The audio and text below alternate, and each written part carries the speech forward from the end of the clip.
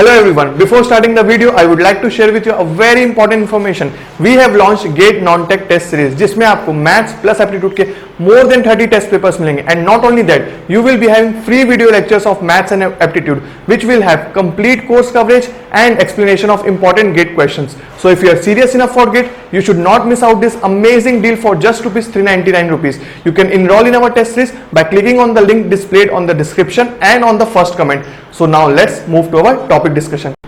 तो अब हम बात करने वाले हैं मल्टीपल इंटीग्रल्स के बारे में. ठीक है, अभी तक हम क्या डील कर रहे थे? सिंगल इंटीग्रल के बारे में डील कर रहे थे. ठीक है, एक ही बार इंटीग्रेशन हो रहा था. अगर अब दो बार डिफरेंशिएशन इंटीग्रेशन होगा तो क्या होगा? मतलब कि क्या dx dy दोनों आएगा और दो बार इंटीग्रेशन होगा with respect to x and with respect to y. ठीक है, तो आपको याद होगा कि फर्स्ट टाइम जब हमारा इंटीग्रल कैलकुलस वाला टॉपिक स्टार्ट हुआ था तो उसमें मैंने क्या बोला था कि सिंपल लैंग्वेज में बताया था कि डिफरेंशिएशन क्या होता है? डिफरेंस होता है. इंटीग्रेशन क्या होता है? एडिशन होता है, मतलब कि सम होता है. ठीक है, तो इंटीग्रेशन से हमें क्या मिल रहा था? Area of the curve. Area of the curve मिल रहा था. अब अगर हम डबल इंटीग्रल्स करते हैं तो दो केसेस हो सकते हैं. दो केसेस मतलब कि क्या? Double integral, triple integral. ठीक है, डबल इंटीग्रल मतलब कि या तो दो बार इंटीग्रेशन या तो फिर तीन बार इंटीग्रेशन. तो मल्टीपल इंटीग्रल्स में दो बार इंटीग्रेशन हो सकता है या तो फिर तीन बार इंटीग्रेशन हो सकता है. डबल और ट्रिपल दोनों में क्या डिफरेंस है? देखो कि अगर सपोज मैंने ये डस्टर लिया. ठीक है, ये डस्टर लिया. अब अगर मेरे को इसका वॉल्यूम लेना है, वॉल्यूम क्या लेना है, तो मेरे को इसका वॉल्यूम फाइंड आउट करने का दो तरीका है. मतलब कि अगर मैं इसके इस छोटे से पार्ट को, एकदम माइन्यूट पार्ट को भी छोटा छोटा करके ले लूं. ठीक है, एक स्मॉल एरिया कंसीडर करूं, इस डस्टर का स्मॉल एरिया कंसीडर करूं और वैसे ही small small small small area consider करके सबको ऐड करूंगा तो मेरे पास वॉल्यूम ऑफ द डस्टर मिलेगा by using double integral.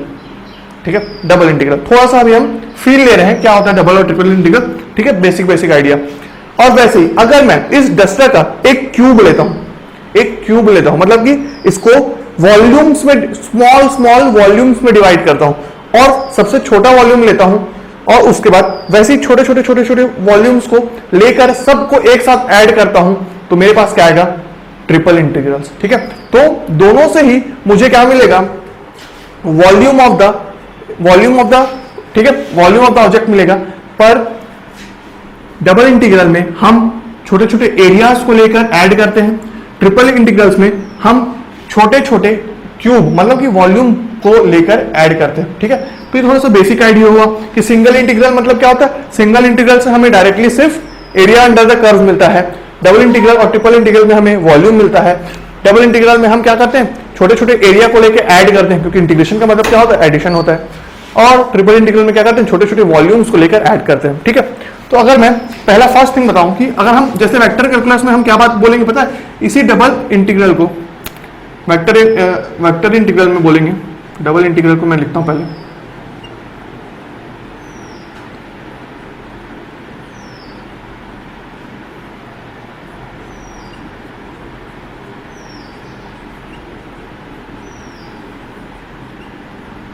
Triple integral. ठीक है, तो ये डबल इंटीग्रल को मैं बोल सकता हूं सरफेस इंटीग्रल.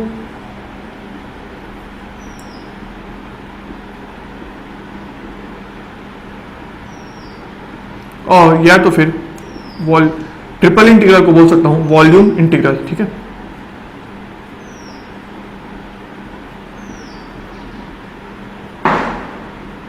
तो ये हमें आइडिया होना चाहिए कि सरफेस इंटीग्रल क्या होता है. सरफेस इंटीग्रल कुछ नहीं बल्कि डबल इंटीग्रल ही होता है.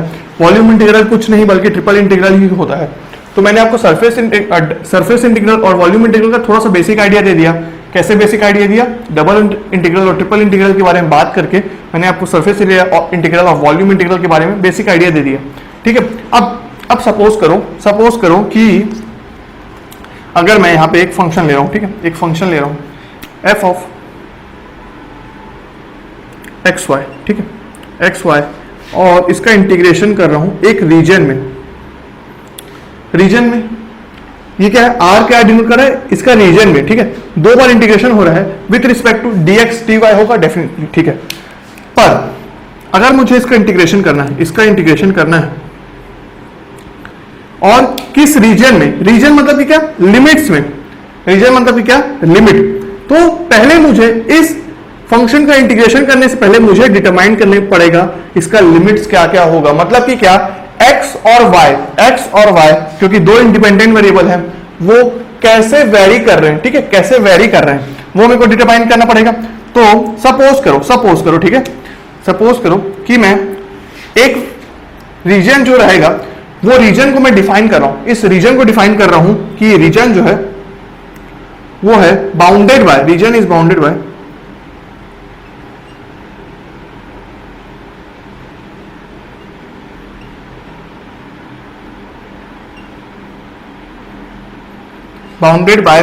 y is equal to f of x and y is equal to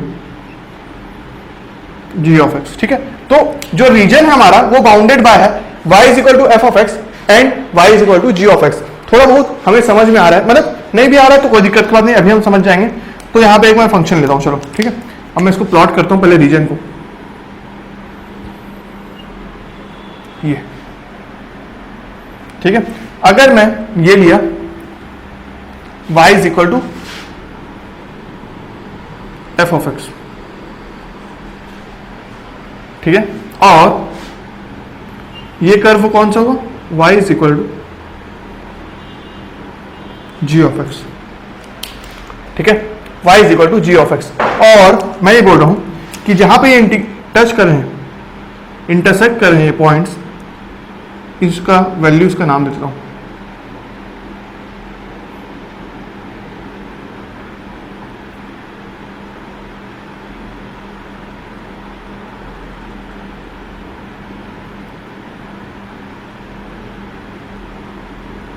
ठीक है। ये तो वैल्यूज का नाम देता हूं A B C D, ठीक है। ये क्या है हमारा, ये है y एक्सिस और ये है x एक्सिस। ये क्या है, y is equal to f of x, y is equal to g of x। मैं कंसीडर कर रहा हूं कि ऐसे कर्व्स होंगे, सपोज करो, ठीक है। अब region is bounded by y is equal to f of x and g of x, मतलब कि हमारा जो रीजन होने वाला है वो ये होने वाला है,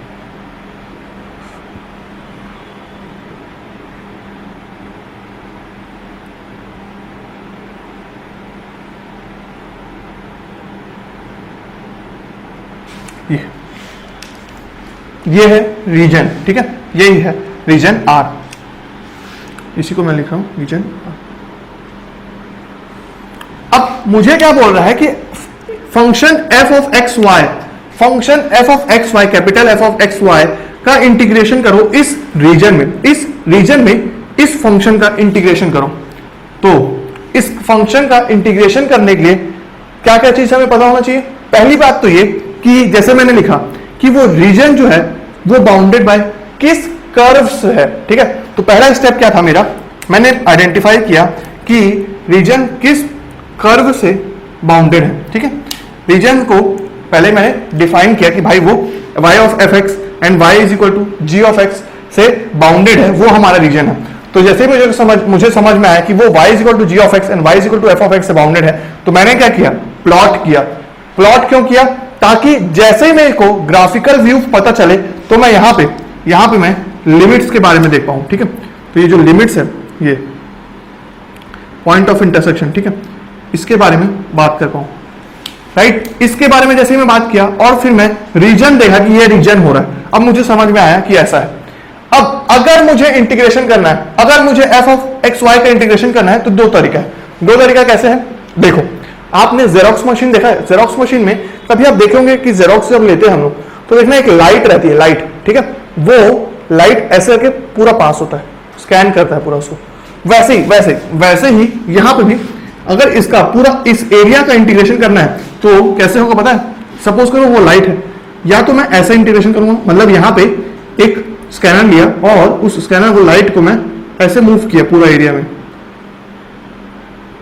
ऐसे यहां से यहां तक, ठीक है, यहां से यहां मूव किया उसको, तो A से B मूव किया, या तो ये तरीका होगा, ये देखो, या तो अगर मैं ये स्कैनर लेता हूं यहां पे और फिर उसको मैं मूव करता हूं, कहां से कहां, उसको मैं मूव करता हूं सी से डी तक, ठीक है, उसको मैं मूव किया कहां से कहां, सी से डी तक मूव किया। तो दो तरीका मेरे को समझ में आया कि या तो स्कैन करूंगा मैं ऐसे, या तो स्कैन करूंगा मैं ऐसे। इसी स्कैन करने के तरीकों को दोनों को डिस्कस करते हैं। तो मैंने क्या क्या कर रहा हूं, एक ले रहा हूं मैं ये हॉरिजॉन्टल स्ट्रिप, ठीक है, ये ले रहा हूं हॉरिजॉन्टल स्ट्रिप।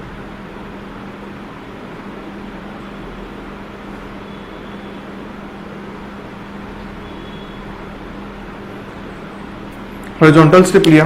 क्यों हॉरिजॉन्टल स्ट्रिप लिया, वही स्कैन वाले तरीके को, ताकि मैं इस हॉरिजॉन्टल स्ट्रिप को छोटा से लेके यहां से यहां तक वैरी कर सकूं, ठीक है।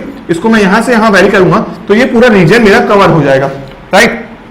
तो इस हॉरिजॉन्टल स्ट्रिप को मैं पहले देख रहा हूं कि हमेशा वर्टिकल स्ट्रिप, ठीक है, ये वर्टिकल स्ट्रिप जो है इसका जो ये वाला पॉइंट है ना, ये अपर वाला, ये पॉइंट और ये पॉइंट, ये मेरे को देगा अपर लिमिट, ठीक है, अपर लिमिट, और ये देगा लोअर लिमिट। किसका लोअर लिमिट, इसका, ये अपर एंड लोअर लिमिट इसका। तो सपोज अब मैं क्या लिया हूं, फर्स्ट लिया हूं वर्टिकल स्ट्रिप को एग्जांपल लिया, मैं स्कैन कर रहा हूं पूरा एरिया को। तो मैं कैसे लिखूंगा इंटीग्रेशन करने के लिए आई को, फर्स्ट, ठीक है, फर्स्ट मैं यहां पे लिखता हूं, ब्लैक कलर वाला स्ट्रिप को ब्लैक से लिख रहा हूं। तो यहां पे मैं लिख रहा हूं I is equal to integration of x y, ठीक है।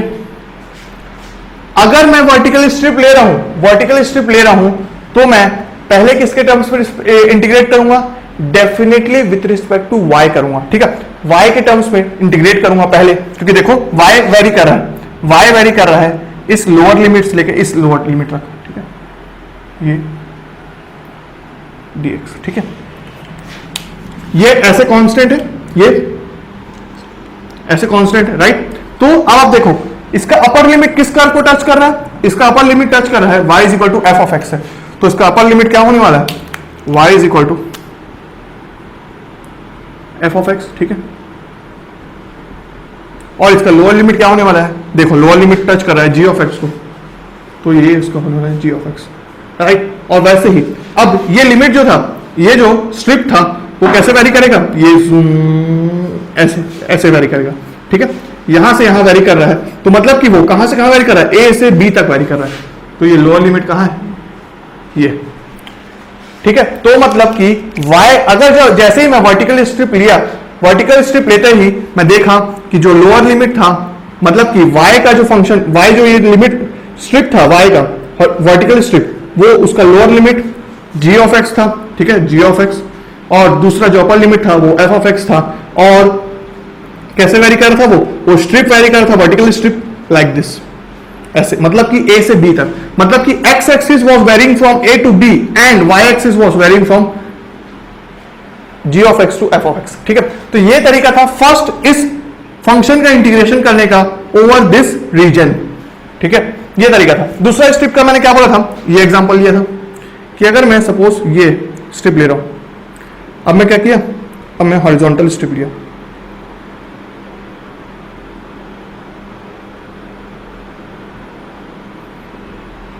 राइट, ये देखो हॉरिजॉन्टल स्ट्रिप ले लिया मैं। अब उस हॉरिजॉन्टल स्ट्रिप को मैं मूव करूंगा, ठीक है, ऐसे ऐसे करके मूव करूंगा, राइट, तब मैं स्कैन कर लूंगा पूरा एरिया को। तो अगर मैं इसको ले रहा हूं, second method, F of x Y को इंटीग्रेट करने का,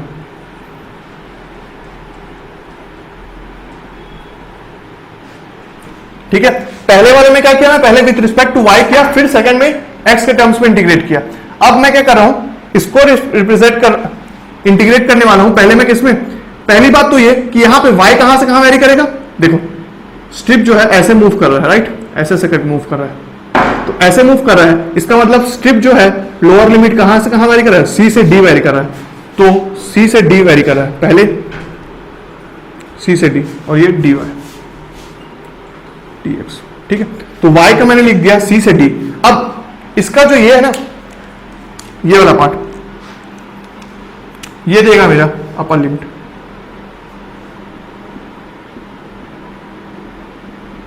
और ये देगा लोअर लिमिट, ठीक है। स्ट्रिप का सामने वाला पार्ट देगा अपर लिमिट और पीछे वाला पार्ट देगा लोअर लिमिट। अब y जो वेरी कर रहा था, जो y ले रहा, ये जो dy था वो वेरी कर रहा था किसमें, g ऑफ x और f ऑफ x में, मतलब कि y was a function of x।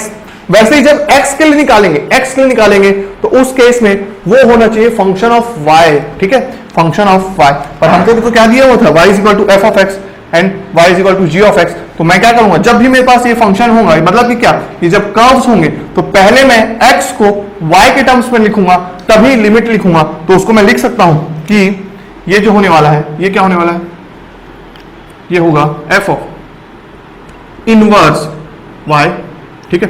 देखो इसका अपर लिमिट क्या है, अपर लिमिट है g ऑफ, ठीक है, ये g होगा g इनवर्स y और ये f इनवर्स y। मतलब कि अभी तक हमने बेसिक क्या क्या बात किया, इंटीग्रल्स के बारे में बात किया कि डबल इंटीग्रल और ट्रिपल इंटीग्रल होता क्या है। फिर अगर मैंने पहले डिफाइन किया कि ये होता है डबल इंटीग्रल, जो होता है उसको हम क्या बोलते हैं, सरफेस इंटीग्रल भी बोलते हैं, ठीक है। और क्या, ट्रिपल इंटीग्रल जो होता है उसको हम वॉल्यूम इंटीग्रल भी बोलते हैं, ठीक है। उसके बाद मैंने बोला कि अगर मुझे इंटीग्रेशन करना है, डबल इंटीग्रेशन करना है किसी फंक्शन का, और मुझे रीजन दिया हुआ है, रीजन कैसा दिया, region is bounded by y is equal to f of x and g of x। तो सबसे पहला टास्क मेरा ये होगा कि पहले मेरे को पता होना चाहिए कि क्या रीजन किस कर्व से बाउंडेड है। जैसे ही मुझे पता चला किस कर्व से बाउंडेड है तो मैं रीजन को प्लॉट करूंगा। रीजन को प्लॉट करने के बाद जब मुझे उसका इंटीग्रेशन करना होगा तो मेरे पास दो तरीके होंगे फंक्शन के इंटीग्रेशन करने के। पहला तरीका क्या होगा कि अगर मैं इसको वर्टिकली स्ट्रिप कंसीडर करूं और स्ट्रिप को वेरी करूं, मतलब कि कैसे, हॉरिजॉन्टली वेरी करूं, ठीक है। वर्टिकल स्ट्रिप लिया, हॉरिजॉन्टली वेरी किया, या तो फिर क्या हॉरिजॉन्टल स्ट्रिप लूं और उसको वर्टिकली वेरी करूं, ठीक है, वर्टिकली वेरी करूं। तो दो तरीके थे, दो तरीके का इंटीग्रेशन देखा। अब अगर मैं इन दोनों इंटीग्रेशन को सॉल्व करता हूं तो मैं देखूंगा कि दोनों इंटीग्रेशन जो आएंगे वो सेम आएंगे, ठीक है। मतलब कि integration of both this results will give, both this functions will give us same results, ठीक है। तो फिर हम इसको क्यों यूज कर रहे हैं, इसको इसलिए यूज कर रहे हैं ताकि हम, ऐसा होता है कई बार कि हमारा इंटीग्रेशन काफी कॉम्प्लेक्स होता है। अगर dy by dx ऐसे फॉर्म में है, इस ऑर्डर में, मतलब क्या, पहले y के टर्म्स में इंटीग्रेशन हो रहा है, फिर x के टर्म्स में इंटीग्रेशन हो रहा है, और कोई कॉम्प्लेक्स फंक्शन आ गया, तो अगर हम चेंज ऑफ ऑर्डर्स कर दें तो मैं पहले x के टर्म्स में इंटीग्रेट करूं, फिर y में टर्म्स करूं, तो हो सकता है कि सेकंड वाला मेरा इजी पड़ जाए, या फिर हो सकता है कि सेकंड वाला दिया हो और वो टफ पड़े, तो मैं उसको चेंज कर सकता हूं y फर्स्ट वाले में, तो फिर मेरा फर्स्ट वाला इजी पड़ जाएगा। तो just for sake of making the integration easy we do the change of order, ठीक है। ऑर्डर को चेंज किया। ध्यान देने वाली बात यह थी कि जब मैं, ये देखो a और b यहां पे कांस्टेंट है, c और d यहां पे कांस्टेंट है, ठीक है। पर जब मैं y के लिया तो f ऑफ x लिया, g ऑफ x लिया, मतलब कि y के लिए फंक्शन ऑफ x रहेंगे दोनों, और जब मैं x के टर्म्स में इंटीग्रेट कर रहा हूं तो ये फंक्शन ऑफ y और function of g f of inverse y, मतलब कि फंक्शन ऑफ y और dy जो था वो कांस्टेंट था, ठीक है। तो ये था। अब ये तो हुआ थोड़ा सा basic knowledge, change of orders की भी बात कर ली मैंने, पर अभी मैं थोड़ा सा एक और एग्जांपल दूंगा कुछ क्वेश्चंस का, और देखेंगे उसको कि हम पहले आइडेंटिफाई करें कैसे कि कौन से ऑर्डर में इंटीग्रेशन हो रहा है, ठीक है। तो मैं बोर्ड को वाइप करूंगा और कुछ एग्जांपल देता हूं कि आप कैसे आइडेंटिफाई करना है, ठीक है। आइडेंटिफाई करना है कि किस ऑर्डर में इंटीग्रेशन होगा, ठीक है। अभी हम थोड़ा सा बेसिक आइडिया ले रहे हैं, ठीक है, ऊपर बात कर रहे हैं, धीरे धीरे डीप जाएंगे, पर ये सब चीज आपको अच्छे से नोट करना है, ठीक है। नोट करना छोड़िएगा मत, नहीं तो वो बाद में फिर रिवीजन करने में दिक्कत होगा, और एक दो दिन बाद जब हम दूसरे टॉपिक्स पे जाएंगे ना तो फिर ये पुराना चीज सब कुछ ड्रेन हो जाएगा। इसलिए देखो अब मैं क्या कर रहा हूं, अब मैं लिख रहा हूं यहां पे आइडेंटिफिकेशन ऑफ ऑर्डर। पहला तो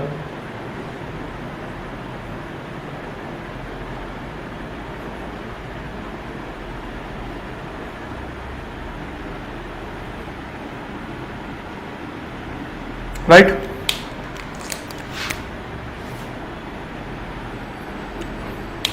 अगर मैं पहला एग्जांपल लूं आपके लिए,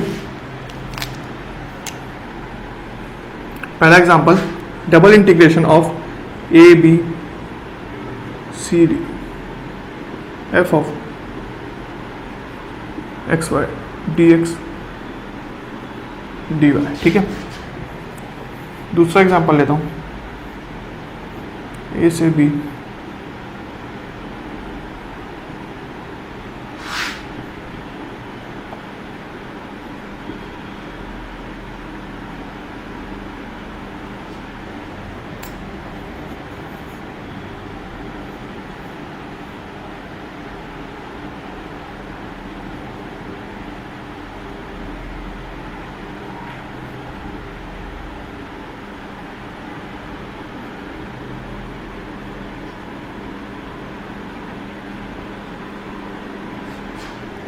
ठीक है, राइट। और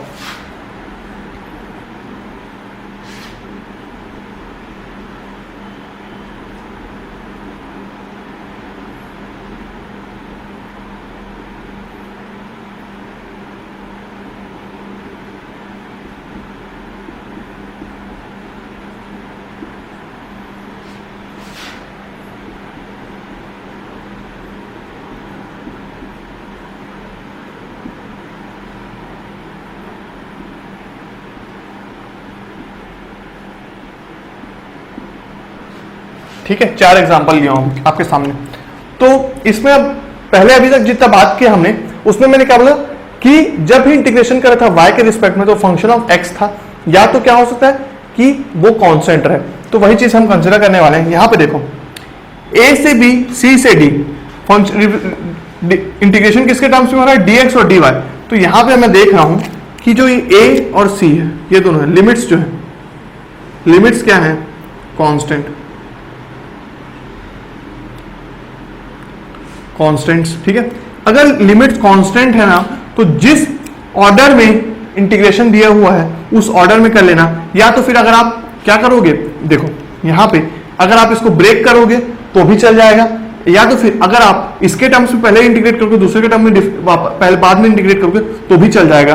तो फिर इसके लिए कांस्टेंट में हम इस ऑर्डर में कर सकते हैं। ठीक है, क्वेश्चन में देखेंगे कैसे होगा, राइट। तो ये ऑर्डर है, पहले इंटीग्रेशन किया किससे, एक्स के टर्म्स में, फिर इंटीग्रेशन किया वाई के टर्म्स में।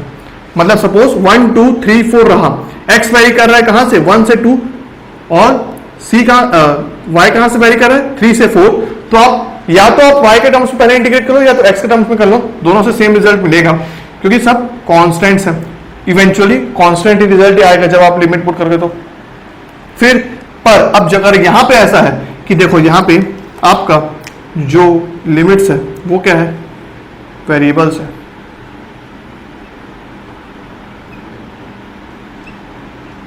अगर वेरिएबल्स है तो आपको आइडेंटिफाई करना है कि एक्स स्क्वायर, मतलब कि एक्स, अब एक्स तो खुद ही एक्स के टर्म्स में, एक्स तो खुद ही एक्स के टर्म में वेरी नहीं करेगा ना, वाई वेरी करेगा एक्स के टर्म्स में। ठीक है, जैसे अभी मैंने दिखाया था कि वाई वेरी क्या था, why was a function of F and x. ठीक है, F y was a function of x and y was a function of g of x। वैसे ही ये अगर फंक्शन ऑफ x है तो ये किसके लिए होंगे, ये डेफिनेटली बता रहे होंगे कि y वेरी कर रहा है हमारा x स्क्वायर से रूट x से। मतलब कि क्या, y मतलब कि क्या, वर्टिकल स्ट्रिप जो है उसका लोअर लिमिट है x स्क्वायर, अपर लिमिट है अंडर रूट x। तो ऑर्डर ऑफ इंटीग्रेशन कैसे होने वाला है, ऑर्डर ऑफ इंटीग्रेशन होने वाला है एक्चुअल में dx dy की वजह dy dx। ऐसे पहले आप इंटीग्रेट करोगे विद रिस्पेक्ट टू y, फिर इंटीग्रेट करोगे विद रिस्पेक्ट टू x, और x के टाइम में कांस्टेंट आएगा, मतलब कि vertical strip was varying horizontally. ठीक है, ये इसका मतलब ये था।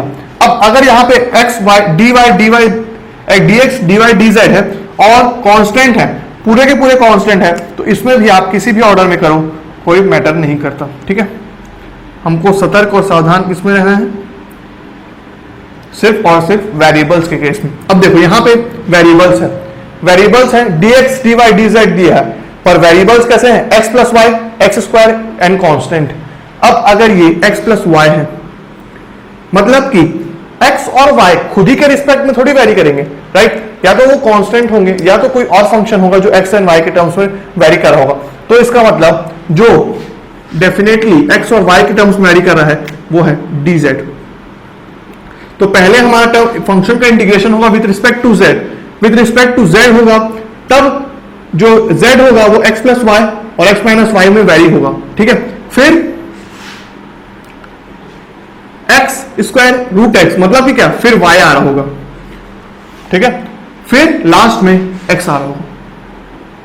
तो इससे ये सब चीजों से कांस्टेंट के केस में हमको चिंता करने की जरूरत नहीं, पर जैसे ही हम देखें कि लिमिट्स जो है वो वेरिएबल्स हैं तो हमें समझना पड़ेगा कि किस ऑर्डर में इंटीग्रेशन होगा। तो इसलिए आइडेंटिफिकेशन ऑफ ऑर्डर जरूरी है कि जब भी लिमिट्स वेरिएबल्स हो तो किस ऑर्डर में इंटीग्रेशन होने वाला है। देखो यहां पे आपका वेरिएबल था तो पहले कैसे लिखा था, dx dy लिखा था, पर उसका मतलब क्या था कि पहले इंटीग्रेशन करो dy से, फिर इंटीग्रेशन करो dx से। वैसे ही यहां पे dx dy dz लिखा था तो पहले इंटीग्रेशन करो dz से, फिर dy से, फिर dx से। कैसे बताया मैंने, इस लिमिट्स को देखकर बताया, ठीक है। अब ये था आइडेंटिफिकेशन ऑफ ऑर्डर। अब मैं क्या बोलूंगा, अब मैं बात करूंगा थोड़ा सा चेंज ऑफ ऑर्डर के बारे में, जो मैंने बोला था उसके बारे में, ठीक है। यहां पे चेंज ऑफ ऑर्डर के बारे में लिखता हूं,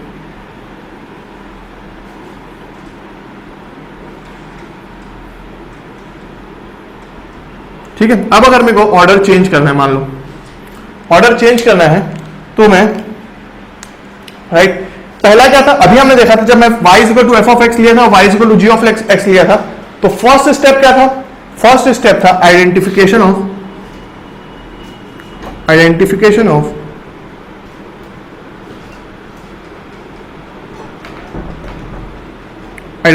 ऑफ रीजन। आपको आइडेंटिफाई करना आना चाहिए कि रीजन क्या है, किस रीजन में इंटीग्रेशन हो रहा है, पहला स्टेप था, ठीक है। अभी हमने देखा था उस रीजन का आइडेंटिफाई मतलब कि क्या, कर्व्स क्या क्या है, मतलब कि क्या y और x कैसे वेरी कर रहे हैं वो आपको पता आना चाहिए। जैसे ही आपको देख के समझ में आया, हमने क्या किया था, प्लॉट किया था। प्लॉट को क्या बोल सकता हूं, ट्रेस द लिमिट्स,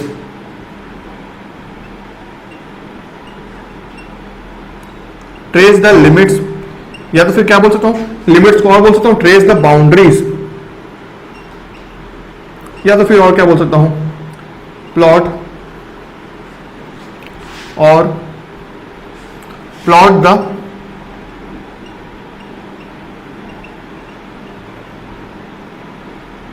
ठीक है। जैसे कि हमने क्या किया था, प्लॉट किया था यहां पे रीजन को प्लॉट करेंगे, फिर अभी क्वेश्चन करेंगे तो ये सारा स्टेप्स को मैं करके दिखाऊंगा, ठीक है। तो पर आपको एक बार लिख लीजिए ताकि आपको पता रहे। ट्रेस किया, लिमिट्स देखा कि यहां से यहां वेरी करा, फिर अब आपको आइडेंटिफाई करना है कि क्वेश्चन में कौन सा स्ट्रिप कंसिडर किया गया है, ठीक है। क्वेश्चन में कुछ ना कुछ ऑर्डर दिया होगा, उस ऑर्डर के हिसाब से आपको आइडेंटिफाई करना है कि कौन सा स्ट्रिप क्वेश्चन कंसिडर किया है, कौन सा स्ट्रिप क्वेश्चन कंसिडर किया है। आइडेंटिफिकेशन ऑफ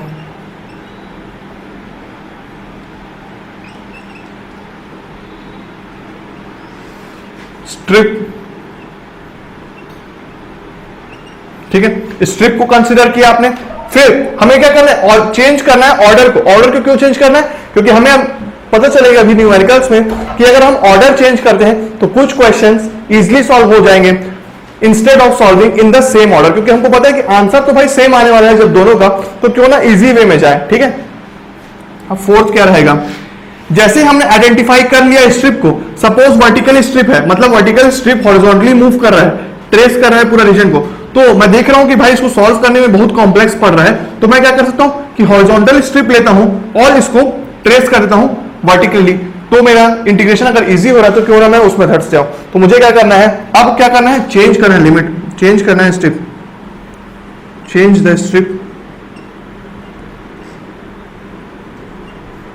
अब जैसे ही मैं स्ट्रिप को चेंज किया, मैंने क्या देखा कि लिमिट्स विल चेंज अकॉर्डिंगली, ठीक है। लिमिट्स भी क्या होंगे, चेंज हो जाएंगे accordingly, limits will change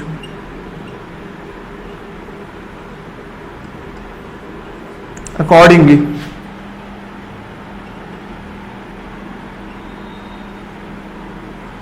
and order of integration will be changed.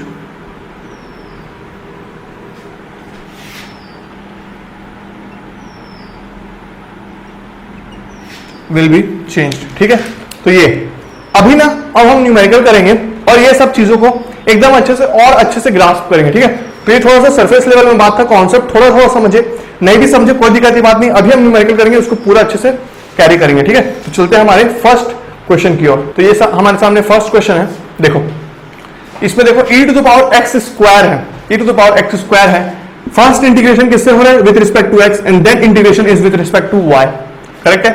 कैसे मैं बोलूं इसको वेरीफाई भी कर सकता हूं मैं ऐसे कि अभी हमने देखा कि 3y3 मतलब कि y का फंक्शन है यहाँ पे, तो डेफिनेटली x वॉज वेरिंग। ठीक है, x वॉज वेरिंग बोल सकता हूं क्योंकि मैंने देखा अगर f का मतलब फंक्शन ऑफ अगर x होता तो मतलब कि y वेरी होता। फंक्शन ऑफ y है मतलब कि x वेरी हो रहा है पहले और उसके बाद 0 से 1 हो रहा है। मतलब कि क्या हॉरिजॉन्टल स्ट्रिप है वर्टिकली वेरी कर रहा है, हॉरिजॉन्टल स्ट्रिप वर्टिकली वेरी कर रहा है। ठीक है, वर्टिकली वेरी कर रहा है। इसको और अच्छे से समझते पहले मैंने क्या बोला था, इसको सॉल्व करने के लिए एकदम स्लो चलते हैं। इसको पहला क्वेश्चन है तो आपको समझना ज्यादा जरूरी है, उसके बाद फिर इसको फास्ट करेंगे। ठीक है, आइडेंटिफिकेशन था पहला, आइडेंटिफिकेशन ऑफ रीजन। ठीक है, तो देखो राइट, x कहां से कहां वेरी कर रहा है? x इज वेरिंग फ्रॉम मतलब कि 3y से 3 तक, और y कहां से कहां वेरी कर रहा है? 0 से 1। मतलब कि क्या कि x is equal to 3y पहला चीज होगा, x is equal to 3y ऐसा कोई फंक्शन होगा, और दूसरा क्या होगा? x is equal to 3 function होगा।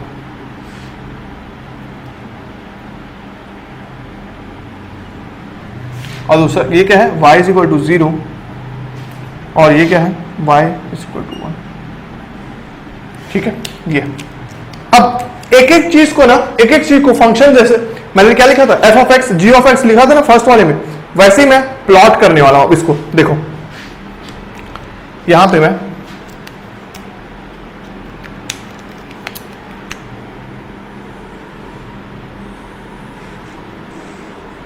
राइट कैसे रीजन बाउंड कर, अभी मैं पहले रीजन को आइडेंटिफाई कर रहा हूं और प्लॉट कर रहा हूं। सेकंड स्टेप में पहुंच चुका हूं प्लॉटिंग में। x is equal to 3y, मेरे को x is equal to 3y मतलब कि क्या, इसको मैं लिख सकता हूं y is equal to 1/3x। ठीक है, मतलब कि क्या y is equal to mx plus c, मतलब कि क्या ये क्या होने वाला है? स्ट्रेट लाइन होने वाला है। स्लोप से हमको मतलब नहीं, स्लोप से हमको मतलब नहीं, पर ये पता है जरूर कि ये कहां से पास हो रहा होगा? ये पास हो रहा होगा हमारा ओरिजिन से, और ये ऐसे। ठीक है, उसको मैं लिखता हूं y इज इक्वल टू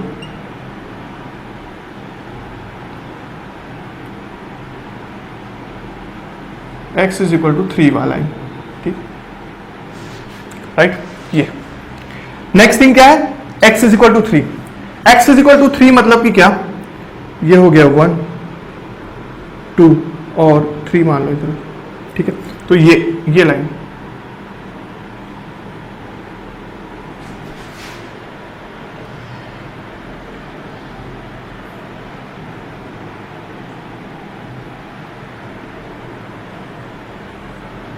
ठीक है, ये right, x is equal to 3 line है वो।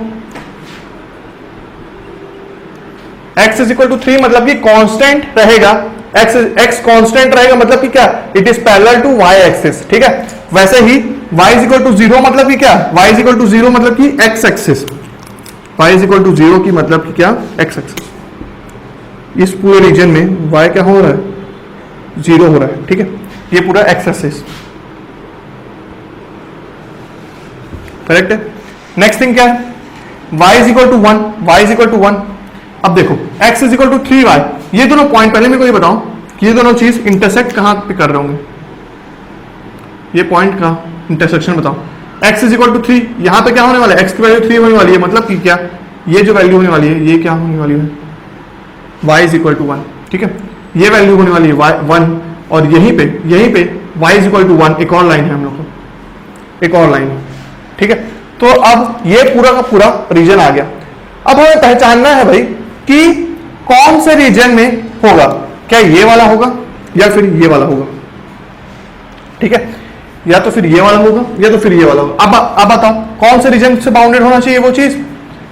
यहां पे अगर मैं y इज इक्वल टू 1 देख रहा हूं, x इज इक्वल टू 3 देख रहा हूं, ये देख रहा हूं, और यहां पे क्या है, y is equal to zero line, ठीक है, y is equal to zero line, मतलब कि वो जो रीजन आने वाला है ये वाला आने वाला, तभी तो ये y is equal to zero line भी इसमें आएगा, ठीक है, y is equal to zero line भी इसमें आएगा, तो ये रीजन होने वाला है।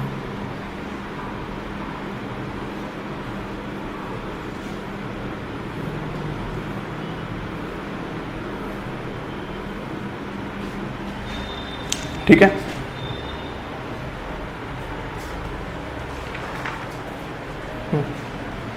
राइट। अब मुझे बताना है कि स्ट्रिप कौन सा कंसीडर हो रहा है। स्ट्रिप देखो, स्ट्रिप जो था dx dy, dx dy मतलब कि क्या, x वॉज वेरिंग 3y से 3, x वॉज वेरिंग मतलब कि क्या, 3y उसका लोअर लिमिट था, ये देखो इसको ले रहा हूं, ठीक, ये लोअर लिमिट ये upper limit, 3y lower limit और 3 था अपर लिमिट, देखो ऐसे वेरी कर रहा है, तभी तो y is equal to zero से अब जा रहा है वो y is equal to 1, y is equal to zero से y is equal to 1, yes right, y is equal to zero से y इज इक्वल टू 1। इसीलिए ये वाला अभी क्वेश्चन में हमको कौन सा दिया हुआ था, क्वेश्चन में मेरे को दिया हुआ है हॉरिजॉन्टल स्ट्रिप वेरिंग वर्टिकली, ठीक है,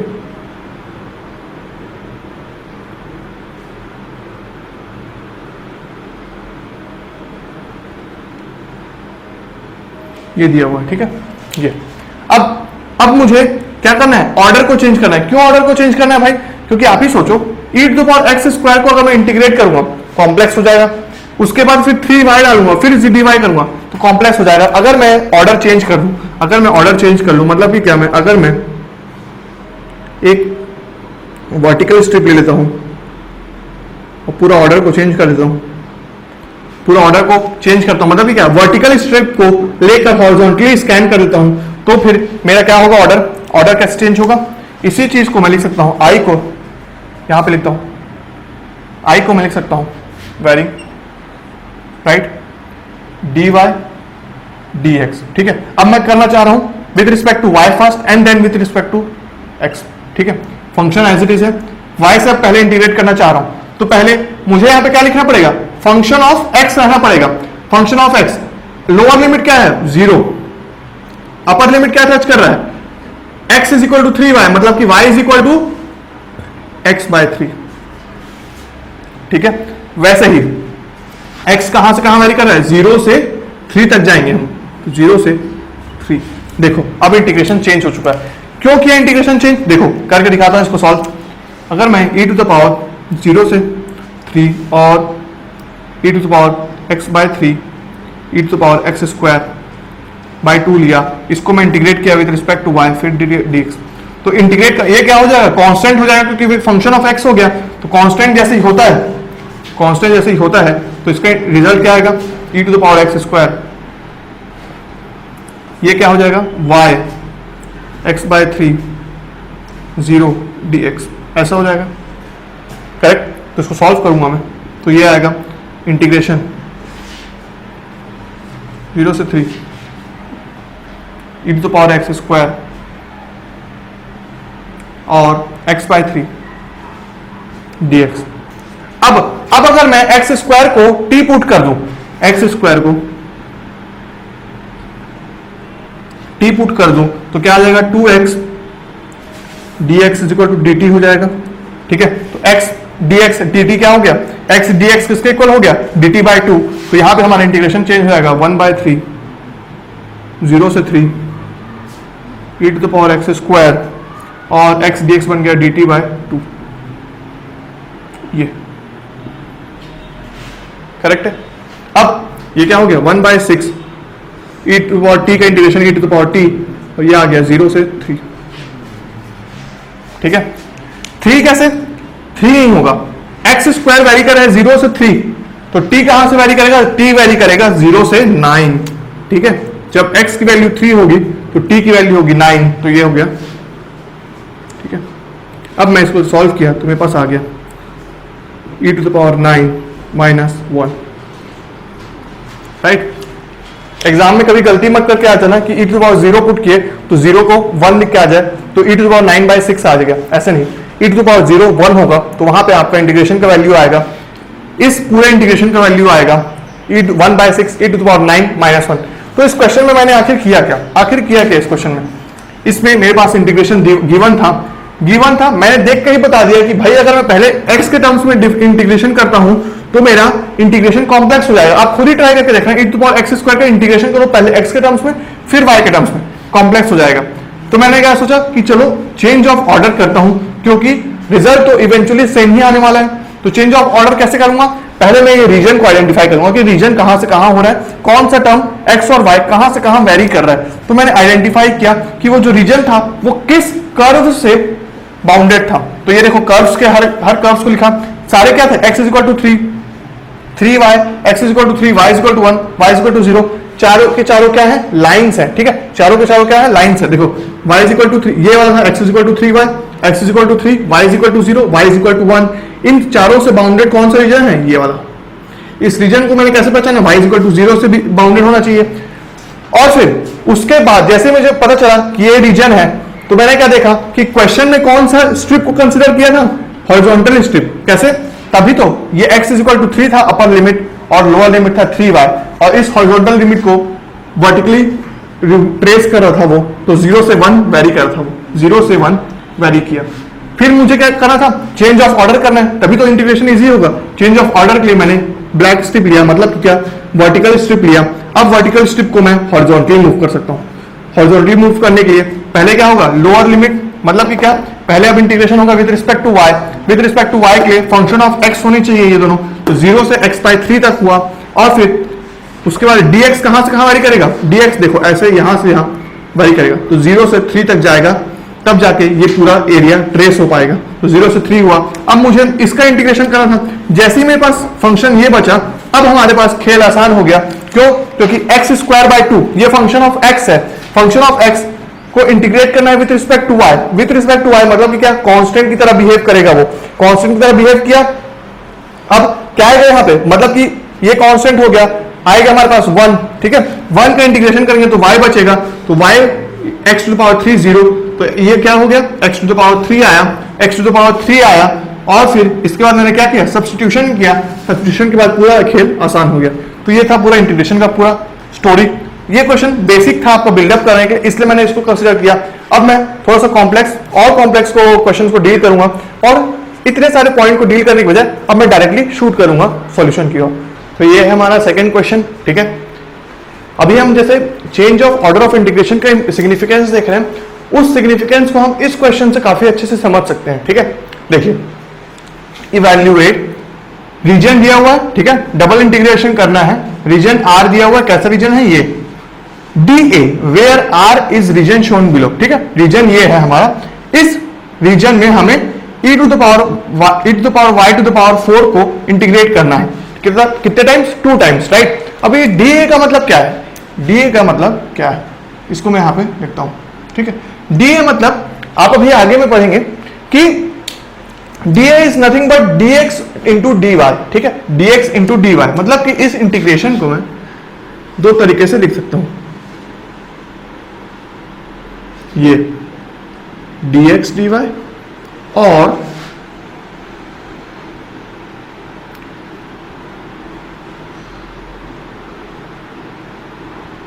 dy dx, ठीक है, 2 तरीके से इंटीग्रेट कर सकता हूं मैं। अब ये जो है dA, ये होता है dx dy, वैसे ही आता है dv जो होता है dx dy dz, ठीक है, उसको हम आगे अच्छे से डिस्कस करेंगे। पर फॉर टाइम बिंग आप ये चीज नोट कर लेंगे कि dA मतलब कि dx dy, या तो मैं पहले x के साथ इंटीग्रेट करूं या तो पहले y के साथ करूं, ठीक है, पहले x के साथ या तो करूं या तो फिर पहले y के साथ करूं, ये मेरे को डिसाइड करना है, ठीक है। अब आप बताइए, वीडियो को पॉज करेंगे और सोचेंगे किससे मैं पहले इंटीग्रेट करूं ताकि मेरा जो इवैल्यूएशन है इस फंक्शन का वो हो जाए इजी, क्योंकि एक फंक्शन पहले तो हमको डिसाइड करना पड़ेगा कि इसको लूं या इसको लूं। उसके बाद क्या करेंगे हम, उसके बाद हम डिसाइड करेंगे बाउंड रीजन को देख के कि लिमिट्स क्या क्या होने वाली है, मतलब कि x और y कहां से कहां तक वेरी करने वाले वो डिसाइड करेंगे। उसके बाद हमारा खेल आसान हो जाएगा, उसके बाद हम सिंपली इंटीग्रेट करेंगे। पर पहले जो डिफिकल्ट पार्ट है डिसाइड करना कि मैं इससे इंटीग्रेट करूं कि इससे करूं, ठीक है। तो पहले आप एक बार सोच के देखिए, 3 सेकंड लीजिए, सोचिए, उसके बाद ऑन कीजिए। तो देखिए dy by dx, इसको अगर मैं लेता हूं तो पहले अगर मैं इसको इंटीग्रेट करूंगा तो इसका इंटीग्रेशन हो जाएगा कॉम्प्लेक्स, ठीक है, e to the power y to the power 4। तो इसके लिए dy के टर्म्स में अगर मैं with respect to y integrate करता हूं तो इसका इंटीग्रेशन थोड़ा सा कॉम्प्लेक्स हो जाएगा हमारा, ठीक है। पर इसको अगर मैं लीव करता हूं, इसको लीव करता हूं, क्योंकि ये क्या हो रहा है, कॉम्प्लेक्स हो जा रहा है इवैल्यूएशन, और हमको किससे जाना है, शॉर्टेस्ट पॉसिबल वे। आखिर change of order of integration है किस लिए, इसलिए ना ताकि हमारा इंटीग्रेशन सिंपल हो जाए। और अगर हम change of order of integration से इंटीग्रेशन सिंपल कर सकते हैं तो क्यों ना करें, ठीक है। तो अगर मैं dx के टर्म्स में इंटीग्रेट करता हूं, अगर मैं dx के टर्म्स में इंटीग्रेट करता हूं तो ये जो पूरा टर्म रहेगा, ये जो पूरा टर्म रह जाएगा, ये मेरा dx के लिए कांस्टेंट हो जाएगा, राइट, कांस्टेंट हो जाएगा। और dx के टर्म में पहला इंटीग्रेशन जो होगा वो हमारा इजीली निकल जाएगा। तो मेरे को क्या करना है, मुझे चुनना है ये वाला, ठीक है, मैं ये वाला इंटीग्रेशन इवैल्यूएट करने वाला हूं। तो अगर अब हमारा क्वेश्चन क्या हो गया, इंटीग्रेशन ऑफ, हमें क्या करना है, ये कर रहे हैं e to the power y to the power 4 dx dy। पहले सिलेक्शन था, अब dx के टर्म्स में लिमिट डिसाइड करो। लिमिट कैसे करोगे, रीजन को देख के। dx के टर्म में करना है, dx के टर्म में करना है, मतलब कि क्या, हमें लेना पड़ेगा कैसा स्ट्रिप, हॉरिजॉन्टल स्ट्रिप जो कि वर्टिकली मूव कर रहा होगा। अगर यहां पे dy होता तो क्या मैं लेता, वर्टिकल स्ट्रिप लेता जो कि हॉरिजॉन्टली मूव कर रहा होगा, राइट। और अभी मैं क्या लूंगा, dx के कारण मैं लूंगा हॉरिजॉन्टल स्ट्रिप जो कि वर्टिकली मूव कर रहा होगा, तभी फिर वो इस एरिया को ट्रेस कर पाएगा, राइट। तो मैं यहां पे क्या ले रहा हूं, एक हॉरिजॉन्टल स्ट्रिप, ये देखो हॉरिजॉन्टल स्ट्रिप ले लिया मैं। अब ये वाला साइड हमारा क्या देता था, ये देगा मेरा लोअर लिमिट, और ये क्या देगा, upper limit, right. Lower limit और अपर लिमिट कहां से पता चलेगा, ये लोअर लिमिट, ये अपर लिमिट। स्ट्रिप का लोअर लिमिट क्या दे रहा है हमें, ये कौन सी लाइन है, x के टर्म्स में बताओ, x के टर्म्स में ये होगा हमारा x is equal to 0 line है, ठीक है, मतलब कि y एक्सिस में हमारा x इज इक्वल टू 0 होता है ना, right, x is equal to 0 होता है y एक्सिस में। तो लोअर लिमिट तो क्या आया, 0 आ गया, लोअर लिमिट आ गया 0। अब अपर लिमिट क्या है, x is equal to y cube, मतलब कि x कहां से वेरी कर रहा है, 0 से वाई क्यूब वेरी कर रहा है, हॉरिजॉन्टल स्ट्रिप, ठीक है, dx। अब ये जो हॉरिजॉन्टल स्ट्रिप है वो कैसे वेरी कर रहा है, y एक्स वर्टिकली वेरी कर रहा है, और कहां से कहां तक वेरी कर रहा है, 0 से लेकर 3 कहां तक, x इज इक्वल टू 0 से लेकर आपका कहां पे इंटरसेक्ट करेगा, लाइन मैंने मार्क नहीं किया है तो ये यहां पे आएगा, ये पॉइंट है एक्चुअल में 1, ठीक है, ये पॉइंट है -1, राइट। अब ठीक है, ये तो अब ये वर्टिकली कहां से कहां वेरी कर रहा है, 0 से लेके 1 तक।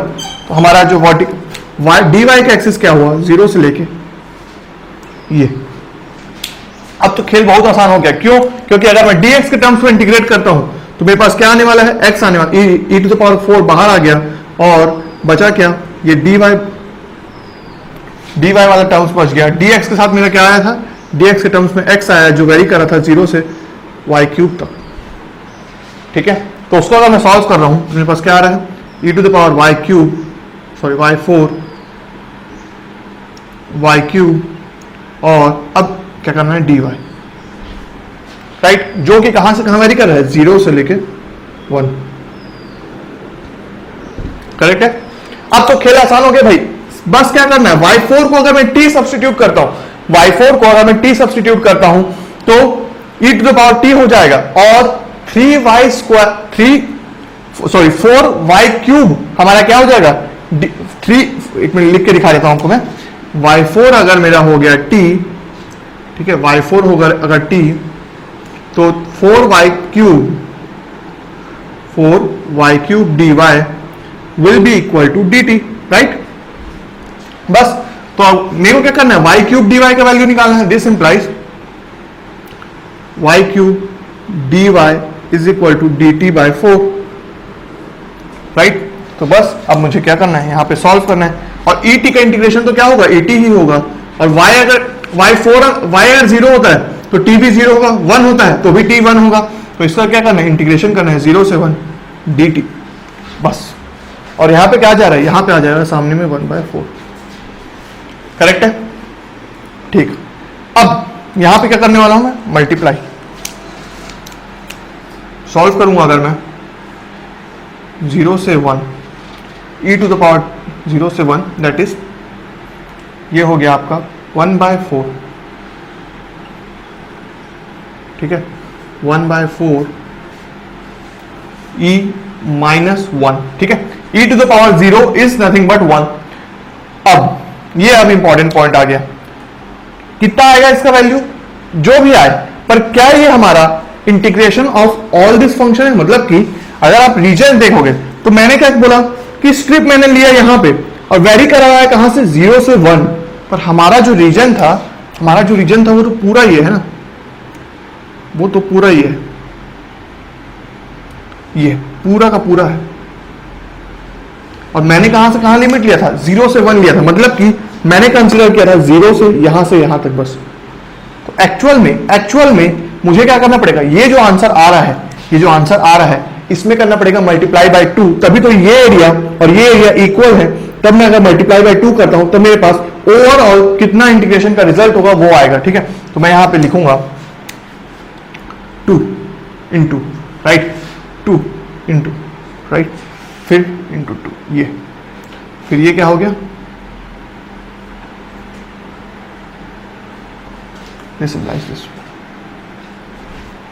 करेक्ट है। अब हो गया हमारा इंटीग्रेशन सॉल्व। इसको सॉल्व करेंगे तो आपके पास वैल्यू आएगा 0.859, राइट। तो देखिए ये क्वेश्चन में हमारे पास रीजन दिया हुआ था। इंपॉर्टेंट ये था कि हमें आइडेंटिफाई करना था कि पहले ये वाला लिमिट्स यूज कर, ये वाला स्टाइल ऑर्डर रहेगा या ये ऑर्डर रहेगा। हमने क्वेश्चन को देखा और समझा कि ये जो भाई फंक्शन है इसको अगर मैं y के टर्म्स में इंटीग्रेट करता हूं तो कॉम्प्लेक्स होने वाला है, और यहां पे अगर dx के टर्म्स में इंटीग्रेट करता हूं तो कांस्टेंट हो जाएगा। और अगर जैसे मैं देखता हूं अपने रीजन को तो x is equal to y cube, integration करूंगा तो यहाँ पे डायरेक्टली मेरे पास वाई क्यूब आया, तो मैं सब्स्टिट्यूशन मेथड से आराम से सॉल्व कर सकता हूं। और कैलकुलेशन इजीली करने के बाद देखो, इसके बाद तो कैलकुलेशन पूरा इजी था, बस ये पार्ट थोड़ा सा ट्रिकी था कि आपको डिसाइड करना था कि कौन सा होने वाला है, ठीक है। तो ये क्वेश्चन भी होप आपको समझ में आया होगा। अब चलते हैं हम थर्ड क्वेश्चन की ओर। अब हमारे सामने है थर्ड क्वेश्चन। ये जो क्वेश्चन है इसमें आपको सॉल्व नहीं करना है, पूरा का पूरा किसमें फोकस करना है, सिर्फ और सिर्फ change of order of integration में फोकस करना है। मतलब कि अगर ये dy बाई dx दिया हुआ है तो अगर मैं change of order of integration करता हूं तो मेरा dx बाई dy का करने के बाद यहां पे लिमिट्स पे क्या चेंज आएगा, वही क्वेश्चन है जो गेट में आया हुआ क्वेश्चन है 1 मार्क का, ठीक है। तो देखिए आपको बताना है अब क्या, अगर मैं dx dy करता हूं तो यहां पे लिमिट्स में क्या चेंज होने वाला है वो तो बताना है हमें, राइट। तो ये हो गया। अब देखो पहले क्या करेंगे, हम पहले समझेंगे कि जो हमारा लिमिट्स अभी क्वेश्चन में गिवन है वो किसका लिमिट्स है, ठीक है। तो जैसे कि मैं देख रहा हूं ये क्या है, पहले इंटीग्रेशन हो रहा है dy से, फिर हो रहा है dx से, तो मतलब कि क्या, ये जो लिमिट है ये किसका है, y का लिमिट है, ये जो लिमिट है ये फिर किसका लिमिट है, x का लिमिट है, ठीक है।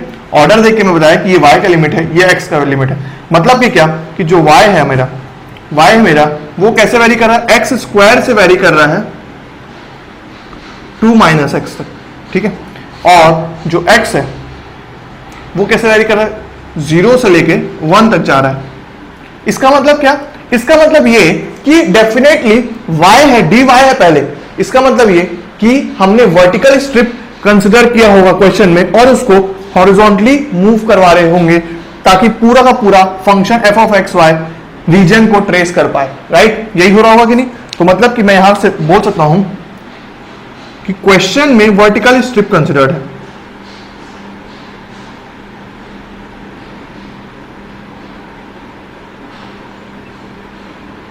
ठीक है, इसका मतलब क्या कि अगर हमको change of order of integration करना है तो मुझे क्या करना पड़ेगा, मुझे हॉरिजॉन्टल स्ट्रिप कंसीडर करना पड़ेगा और फिर लिमिट्स अपने आप चेंज हो जाएंगी और मेरे पास इंटीग्रेशन चेंज हो जाएगा, ठीक है, ऑर्डर चेंज हो जाएगा। तो सबसे पहले मुझे क्या करना पड़ेगा, पहले तो मेरे को इस पूरे के पूरे रीजन को ट्रेस करना होगा, ठीक है, ट्रेस करना होगा। तो अगर मैं यहां पे ट्रेस कर रहा हूं,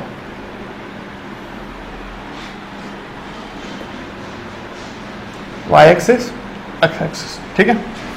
अब देखो y इज इक्वल, कौन कौन से फंक्शंस आ रहे हैं मेरे पास, y is equal to x square, ठीक है, y is equal to x square, यही हो रहा है ना, ये तो यही दे रहा है y is equal to x square. और ये क्या है, y is equal to 2 minus x है, ठीक है। और ये क्या है, x is equal to 0 line है, तो x is equal to 1 line, ठीक। तो देखो y is equal to x square कैसा होगा, वो कर्व डेफिनेटली ऐसा होगा, ठीक है। देखो y is equal to x, इधर भी आएगा, पर इधर का हमको वैसे जरूरत नहीं पड़ेगा, फिर भी मैं आपको बना देता हूं, ये करेक्ट है। कैसे मैंने बोला ऐसा कि देखो y की कोई भी वैल्यू ले लो, अगर नेगेटिव वैल्यू भी लोगे तो एक्स स्क्वायर -2 भी रहेगा तो ये क्या हो जाएगा, 4 हो जाएगा। मतलब कि क्या, y हमेशा पॉजिटिव आने वाला है, इसलिए नेगेटिव एक्स एक्सिस हो चाहे पॉजिटिव एक्स एक्सिस हो, y का दोनों साइड पॉजिटिव ही आ रहा है, ठीक है। तो y is equal to x square किया, कैसे किया, प्लॉट करके, ठीक है। कोई भी वैल्यू ले लो, -1 लोगे, सॉरी 1 लोगे तो कितना आएगा, 1 आएगा, -1 लोगे तो भी 1 आएगा, 2 लोगे 4 आएगा, -2 लोगे तो भी 4 आएगा। इसका मतलब क्या कि यही होगा फंक्शन का। तो ऐसे करके आप, अगर आपको नहीं भी पता है कि कैसा होने वाला है, तो आप क्या करेंगे, सिर्फ कोई 1-2 पॉइंट लेंगे, कंसिडर करेंगे और फिर उसको ट्रेस कर देंगे, राइट। नेक्स्ट, अब मुझे क्या लेना है, y is equal to 2 minus x, y is equal to 2 minus x. देख के क्या पता चल रहा है, y is equal to mx plus c, ठीक है। m क्या है, -1 है, स्लोप है -1, मतलब कि डिक्रीजिंग स्लोप होगा, राइट।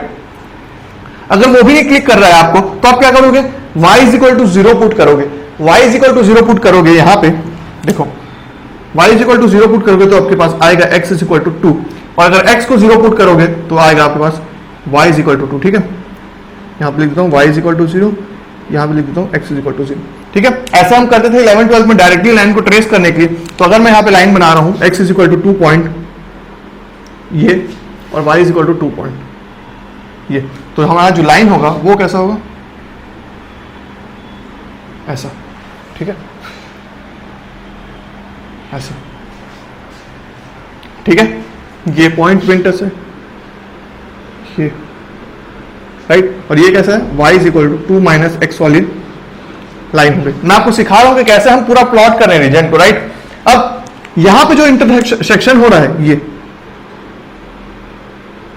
पहले तो मुझे आइडेंटिफाई करना पड़ेगा कि यहां पे कौन सा ये पॉइंट का वैल्यू क्या है। तो देखो जहां पे दो कर्व्स इंटरसेक्ट कर रहे हैं, वहां पे क्या होगा, वो दोनों जो पॉइंट आएगा वो इन दोनों कर्व्स को सेटिस्फाई करेगा डेफिनेटली, राइट। तो अगर मैं देख रहा हूं यहां पे, पुट कर दो यहाँ पे y is equal to 2 minus x है, यहाँ पे y is equal to x square है, तो क्या आ रहा है आपके पास वैल्यू, आपके पास वैल्यू आ रहा है एक्स स्क्वायर, ठीक है। y is equal to x square है, तो मैंने यहाँ पे y की वैल्यू को एक्स स्क्वायर पुट किया, 2 माइनस एक्स लिखा, और यहाँ पे कितना आ जा रहा है, x square plus x minus 2 is equal to 0, ठीक है।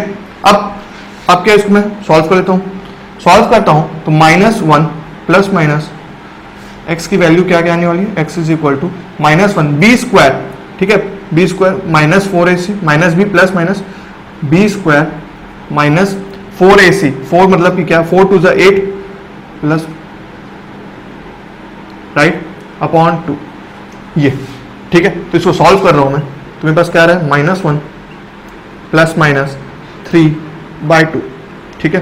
तो इसको सॉल्व करने पे कौन कौन सी पॉइंट आ रही है हमारे पास, अगर मैं -3 ले रहा हूं, ठीक है, -3 that is equal to -4, -4/2 that is equal to -2, x is equal to -2। अगर प्लस ले रहा हूं तो कितना आ रहा है, 2 आ रहा है, और ये आ रहा है 1, ठीक है। दो पॉइंट पे इंटरसेक्ट करेगा, तो देखो यहां पे, ठीक है, ये ऐसे जा रहा था लाइन, ठीक है, ये तो यह कहां ट्रेस किया, इंटरसेक्ट किया, ये पॉइंट पे इंटरसेक्ट किया, जहां पे x की वैल्यू क्या है, -2, और दूसरा यहां पे 1 है, राइट। अगर x 1 है तो यहाँ पे y की वैल्यू क्या होगी, यहाँ पे 1 होगी। तो मतलब कि ये जो पॉइंट है ये क्या है, 1,1, करेक्ट है। इस पॉइंट से हमको कोई मतलब नहीं है, क्योंकि हमारा जो रीजन है, क्यों, क्योंकि x वेरी कर रहा है 0 से 1 तक, मतलब कि मुझे यहां से यहां तक बस लेना है, 0 से 1, 0 से 1, ठीक है। x इज इक्वल टू 0 है, और यहां पे देखो x is equal to 0 line कौन सा, x is equal to 0 line मेरा है y एक्सिस,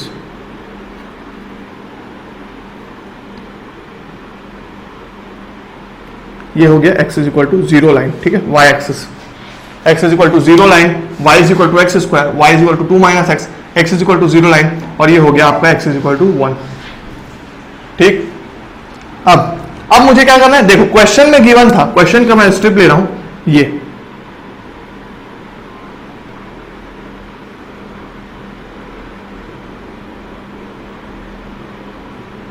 ये क्वेश्चन में स्ट्रिप गिवन था, कैसे देखो, लोअर लिमिट क्या है, लोअर लिमिट है इसका एक्स स्क्वायर, अपर लिमिट किसको टच कर रहा है, 2 माइनस एक्स को, इसलिए देखो y का क्या आया था limit, x square 2 minus x. अब मैं क्या कर रहा था, इसको हॉरिजॉन्टली मूव कर रहा था, मतलब कि 0 से x इज इक्वल टू 0 से यहां से मूव कर रहा था 1 तक, right, x is equal to 0 से ये मूव कर रहा था 1 तक, ऐसे।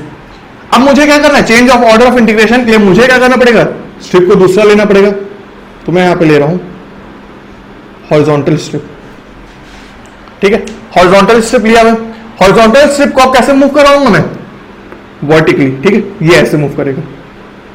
तो अब कैसे वैरी होगा हम लोग का फंक्शन, देखो ये आने वाला है, अब सॉल्व करूंगा इसको मैं, तो integration f of x Y,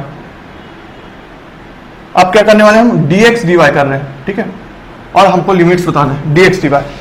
तो अगर मैं यहां से स्टार्ट कर रहा हूं, ठीक है, y पहले देखो इसका लोअर लिमिट क्या है, लोअर लिमिट है इसका x is equal to 0, x is equal to 0, upper limit क्या है, यहां तक, यहां पे ट्रेस कर रहा है, ये फंक्शन ऑफ x होना चाहिए, तो 2 माइनस वाई, ठीक है, dx के टर्म्स में, सॉरी dy के टर्म्स में 2 माइनस एक्स था, y के लिए जब मैं x के लिए जब निकालूंगा तो 2 माइनस वाई आना चाहिए, ये आपको अच्छे से पता है, ठीक है, x के लिए निकालते हैं तो फंक्शन ऑफ y होना चाहिए, y के लिए निकालते हैं तो फंक्शन ऑफ x होना चाहिए, ठीक है।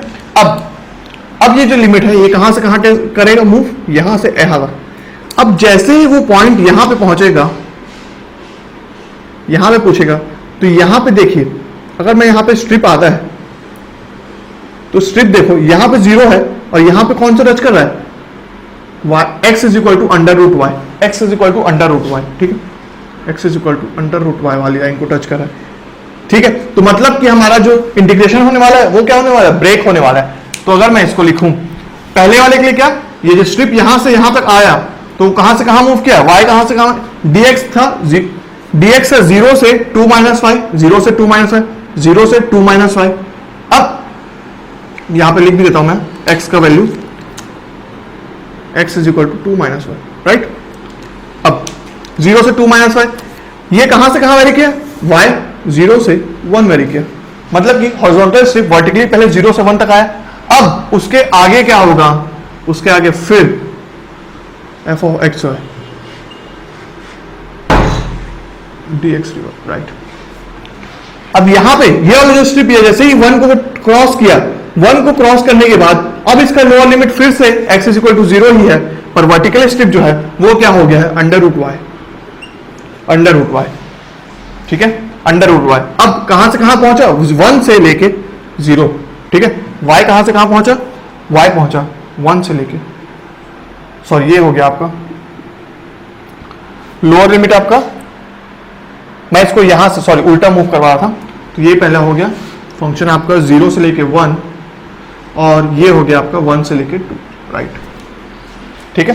तो मैंने क्या किया, y को हॉरिजॉन्टल स्ट्रिप पहले कंसीडर किया, और ये स्ट्रिप पहले आपका 0 से लेके 1 तक मूव करेगा, 0 से लेके 1 तक मूव किया, लोअर लिमिट क्या था इसका, लोअर लिमिट था x is equal to 0, upper limit क्या है अंडर रूट वाई, और जैसे ही 1 को क्रॉस किया, 1 को जैसे ही क्रॉस किया तो यहां पे 1 को क्रॉस करने से अभी भी लोअर लिमिट क्या है 0 ही है, और अपर लाइन कौन सा हो गया, 2 माइनस वाई हो गया है, 2 माइनस वाई हो गया है, और यहां पे जो y वेरी कर रहा है कहां से कहां तक, 1 से लेके 2 तक जा रहा है, ठीक है। तो ये आ गया हमारे पास सॉल्यूशन, ये आया मेरे पास ओवरऑल सॉल्यूशन, ठीक है। तो change of order of integration से मुझे क्या मिला, ये इंटीग्रेशन, ठीक है। तो ये गेट में आया था क्वेश्चन। अब आपके लिए एक होमवर्क होने वाला है, सेम क्वेश्चन, थोड़ा सा बस ट्रिकी होगा, पर इस जो क्वेश्चन में आपके अभी सॉल्व किया ना उससे बहुत ही ज्यादा इजी होने वाला है। आपके पास गिवन है dx dy, order of integration क्या है, with respect to x first and then with respect to y। अब आपको क्या निकालना है, आपको निकालना है कि f of x y dy dx जो करूंगा इंटीग्रेशन ऑर्डर चेंज करके, तो ये y और x की लिमिट्स क्या होने वाली है वो आपको बताना है। तो उसके लिए आप फिर से क्या करोगे, पहले डिसाइड करोगे कि x और y कहां से कहां वेरी कर रहे हैं, ऑर्डर क्या है, और फिर क्या करोगे, प्लॉट करोगे पूरा का पूरा रीजन को प्लॉट करने के बाद आपको पता होना चाहिए कि स्ट्रिप कौन सा कंसिडर्ड है, स्ट्रिप कंसिडर जो कंसिडर्ड है।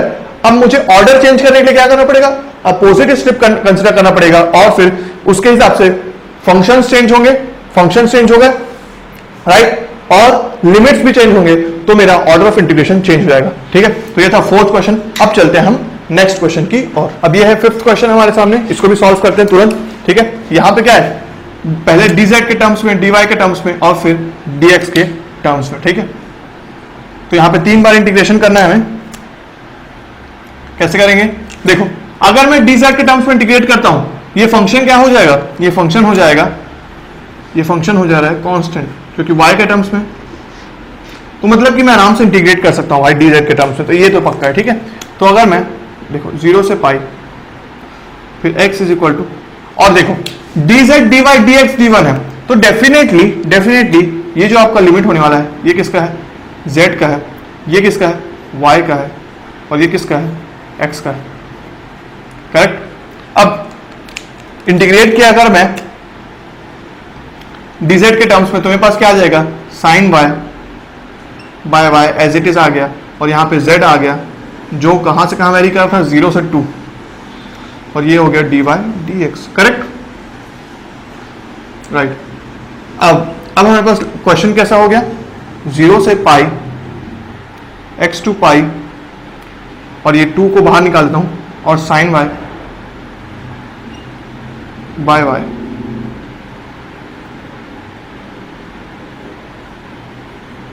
dy dx। ठीक है, अब देखो अगर मैं y के टर्म्स में इंटीग्रेट करता हूं, तो ये जो फंक्शन होने वाला है वो कैसा हो जाएगा, कॉम्प्लेक्स हो जाएगा। अब इसका इंटीग्रेशन करना हो जाएगा मुश्किल, तो आपको क्या करना पड़ेगा, change of order of integration करना पड़ेगा, ताकि मैं dx से पहले करूं फिर dy से करूं। अगर dx से पहले करूंगा तो ये जो फंक्शन होगा वो क्या ट्रीट होगा, एज ए कांस्टेंट ट्रीट होगा, और मैं x के टर्म्स में इंटीग्रेट जैसे इंटीग्रेट करूंगा तो वो कांस्टेंट ट्रीट होगा, और जो हमारा x कैसे वेरी करेगा फिर वो हम लिमिट्स निकाल कर देखेंगे। तो देखना डेफिनेटली जो फंक्शन लास्ट में बचेगा, जो जिसके लिए हमको dy से इंटीग्रेट करना है, वो इजी बचेगा। राइट, कैसे देखते हैं, मैंने क्या बोला, फर्स्ट में लिमिट्स को चेंज करने वाला हूं, मतलब कि अब मैं क्या करने वाला हूं, dx dy करने वाला हूं, क्योंकि अभी क्या हो रहा है, ये फंक्शन, इसके लिए इंटीग्रेशन मुश्किल होते जा रहा है। तो अब मैं क्या करूंगा, सबसे पहले देखूंगा कि x और y कहां से कहां वेरी कर रहा है। तो y कहां से कहां वेरी कर रहा है, x से लेके पाई तक। राइट, और x कहां से कहां वेरी कर रहा है, x वेरी कर रहा है 0 से लेके पाई तक। मतलब कि क्या, हमारे पास स्ट्रिप कैसा होगा, मतलब कि अभी जैसे मैंने देखा, ये पक्का वर्टिकल स्ट्रिप होगा।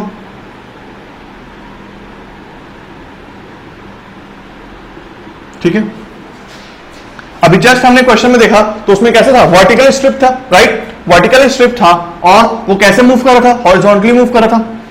ठीक है, सॉरी, अभी जो हमने क्वेश्चन देखा था उसमें हॉरिजॉन्टल स्ट्रिप था और वर्टिकली मूव कर रहा था। राइट, तो ये अभी वर्टिकल स्ट्रिप है। नेक्स्ट, ये कैसा मूव कर रहा है, हॉरिजॉन्टली मूव कर रहा है। अगर हमको ऑर्डर चेंज करना है तो जैसे ही हमने उस पिछले क्वेश्चन में किया था, इसमें भी वही करना होगा। अब हमें हॉरिजॉन्टल स्ट्रिप लेना होगा, उसके हिसाब से फंक्शंस चेंज होंगे, उसके हिसाब से लिमिट्स चेंज होंगे, और फिर हमारा इंटीग्रेशन इजी हो जाएगा। ठीक है, तो अभी क्या है, यहाँ पे ये है y is equal to x line, और y is equal to pi line, फिर x is equal to 0 line, और x is equal to pi line. ठीक है, सभी की चारों क्या है, लाइन है। अब अगर मुझे ट्रेस करना है इस पूरे रीजन को, अगर मैं रीजन को ट्रेस कर रहा हूं, ठीक है, तो y is equal to x, ये हो गया y is equal to x, y is equal to pi, y is equal to pi, ये हो गया y is equal to pi, pi y is equal to x. Correct, x is equal to 0, x is equal to 0, मतलब कि कौन सा line, ये हो गया x is equal to 0 line. ठीक है, y axis x is equal to 0 line हो गया, और ये क्या हो गया, y is equal to pi line हो गया। अब हमारे पास क्या है, x is equal to pi line. देखो y is equal to x, जब x पाई होगा तो y भी पाई होगा, मतलब कि वो जो पॉइंट है वो यहां से आ रहा होगा। राइट, ये x is equal to pi line हो गई। करेक्ट है, x is equal to pi line हो गया। तो अब बताओ, मुझे ये वाला रीजन कंसिडर करना है या ये वाला रीजन कंसिडर करना है। डेफिनेटली हमें ये वाला रीजन करना पड़ेगा, तभी तो हमारा जो रीजन जो है एक्चुअल में किससे है, x is equal to 0, y is equal to x, और x is equal to pi, y is equal to x line से बाउंडेड है। तो यही रीजन जो है वो x is equal to 0 line से बाउंडेड है, बल्कि ये रीजन जो है, देखो ये x is equal to pi line से बाउंडेड है, y is equal to x से बाउंडेड है, और y इज इक्वल टू पाई से बाउंडेड नहीं है, ना ही x इज इक्वल टू 0 से बाउंडेड है। मतलब कि क्या, हमारा जो रीजन हुआ ये रीजन हो गया, और ये हो गया हमारा गलत। ठीक है, इस रीजन की बात नहीं कर रहा हूं मैं, अब मुझे फोकस करना है इस रीजन में, जिसमें मुझे क्या बोला था, वर्टिकल स्ट्रिप कंसिडर किया गया था। वर्टिकल स्ट्रिप अगर मैं लेता हूं यहाँ पे, ये वर्टिकल स्ट्रिप कहां से कहां वेरी कर रहा है, वो वेरी कर रहा है, लोअर लिमिट देखो x है, y is equal to x, upper limit क्या है, y is equal to pi, vary कर रहा है। x कहां से वेरी कर रहा है, 0 से लेके पाई तक वेरी कर रहा है। तो मतलब कि हमने अपने जो रीजन बनाया था वो पूरा का पूरा सही आ गया एज पर द क्वेश्चन, ठीक है, अभी तक के लिए ये सही है। अब हमें करना है ऑर्डर चेंज, तो ऑर्डर चेंज करने के लिए क्या करना पड़ेगा, मैं करूंगा अब horizontal strip consider, horizontal strip consider. अब बताओ मुझे, अगर जैसे ही हॉरिजॉन्टल स्ट्रिप कंसीडर किया हूं, हॉरिजॉन्टल स्ट्रिप कंसीडर कराओ, मतलब कि हमारा फंक्शन कैसे होने वाला है, sine by by by dx dy होने वाला है, ठीक है, dx dy होने वाला है। ये जल्दी बताओ कि अब जो x होगा, x कहां से कहां वेरी कर रहा है, हॉरिजॉन्टल स्ट्रिप का लोअर लिमिट क्या है, x इज इक्वल टू 0, मतलब कि क्या है, 0 से लेकर y तक, और अब जो y एक्सिस है वो कहां, हॉरिजॉन्टल स्ट्रिप कहां से कहां वेरी कर रहा है, 0 से लेके पाई तक जाएगा, ठीक है, 0 से लेके पाई तक जाएगा, राइट।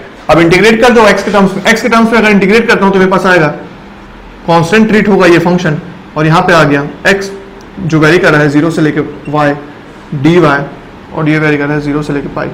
तो अब देखो जैसे ही मैं 0 से पाई लेता हूं तो x की वैल्यू यहां पे क्या आने वाली है, यहां पे x की वैल्यू आने वाली है y, ठीक है, ये हो गया y और ये हो गया कैंसिल आउट, तो मेरे पास क्या बचेगा, 0 से pi sine y dy, correct. ये अब इसका इंटीग्रेशन करूंगा तो मेरे पास आ रहा है माइनस कॉस y जो वेरी कर रहा है 0 से लेके पाई। और एक और इंपॉर्टेंट चीज कि हमने ये 2 को नेग्लेक्ट कर दिया था, क्यों, हमको भूलना नहीं, तो यहाँ पे 2 रहेगा, ये भी 2 रहेगा, और ये हो गया 2, ठीक है, और ये हो गया 2, ये ओके।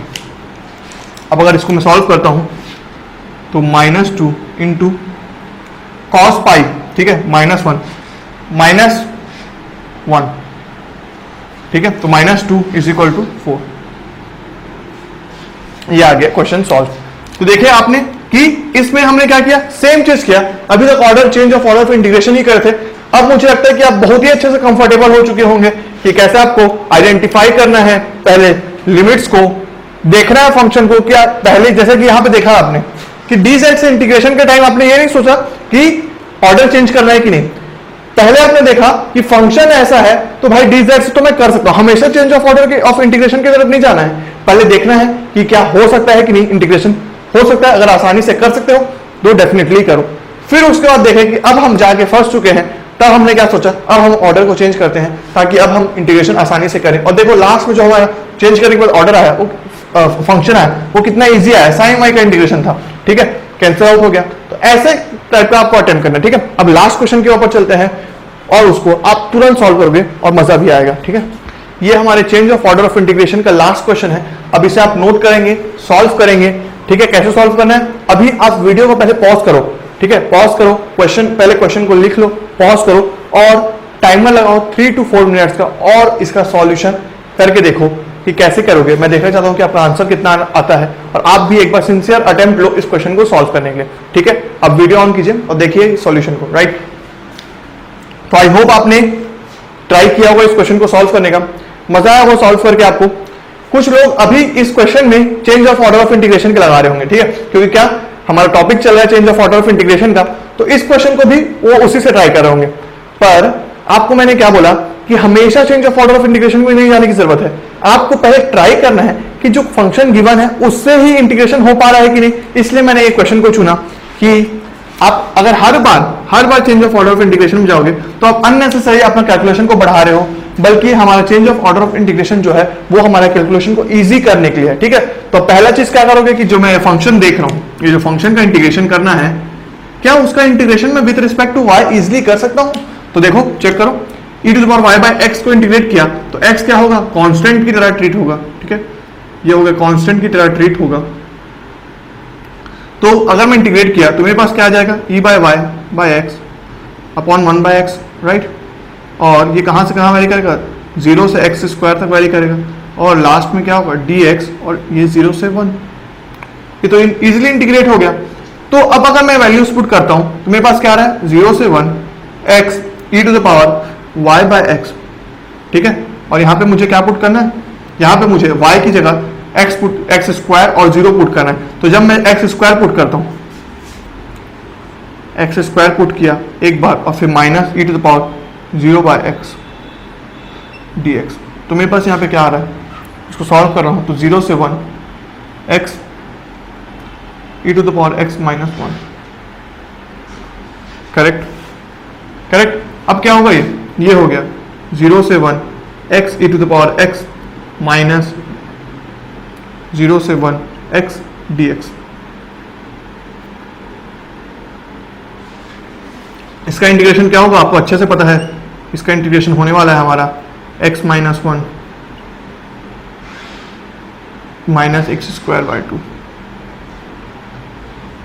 करेक्ट। यहां पे क्या करना है 0 से 1 डालना है, बस क्वेश्चन तो सॉल्व हो गया। 1 जैसे डालूंगा तो 0 आ जाएगा, और 1 जैसे डाला 0 हो गया, 0 डाला तो क्या आ जाएगा माइनस 0, तो ये हो जाएगा minus 1 e to the power 0, ठीक है। That is will be equal to 1 minus 1 by 2, 0 डालने तो 0 हो जाएगा। तो मेरे पास क्या आ रहा है, ये जो है 1 upon 1 minus 2 that is equal to 1 by 2। वाह, ये तो तुरंत सॉल्व हो गया। मतलब कि इसमें तो change of order of integration तो लगाने की जरूरत ही नहीं पड़ी।